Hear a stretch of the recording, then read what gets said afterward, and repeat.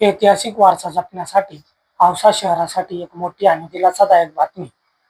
औसा भुईकोट किल्ल्याच्या जतन आणि दुरुस्ती कामासाठी तब्बल 11,20,00,000 रुपयांच्या निधीस राज्य शासनाची प्रशासकीय मान्यता मिळाली आहे. या महत्त्वपूर्ण निर्णयामुळे औशाच्या पर्यटन विकासाला नवी गती मिळणार असून स्थानिक पातळीवर रोजगारांच्या संधीही निर्माण होणार आहे.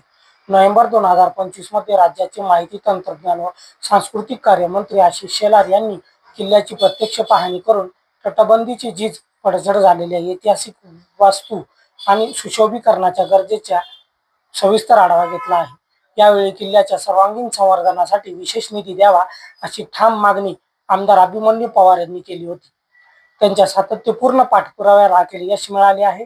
मंजूर निधीतून तटबंदीचे मजबूतीकरण, जीर्ण भागांचे संवर्धन, दरवाजे आणि महत्त्वाच्या वास्तूंची दुरुस्ती, खंदक परिसराची स्वच्छता आणि सुशोभीकरण, आकर्षक प्रकाश योजना, माहिती फलक आणि पर्यटकांसाठी मूलभूत सुविधा उभारल्या जाणार आहेत. बहामनी काळात उभारण्यात आलेला हा भुईकोट किल्ला निजामशाही, आदिलशाही आणि मोगल काळातही महत्त्वाचा ठरला होता. मजबूत तटबंदी, विस्तीर्ण खंदक आणि वैशिष्ट्यपूर्ण रचना ही त्यांची ओळख आहे. या कामांमुळे औसा शहरांची ऐतिहासिक ओळख अधिक भक्कम होणार असून मराठवाड्यातील महत्त्वाचे पर्यटन म्हणून औशाला नवी झळाळी मिळणार आहे, असे वक्तव्य आमदार अभिमन्यू पवार यांनी केले आहे. तर महाराष्ट्रातील अशाच ताज्या घडामोडी पाहण्यासाठी आमच्या साबरमती न्यूज चॅनलला सबस्क्राईब करा, फॉलो करा, बेल आयकॉन बटन दाबायला विसरू नका.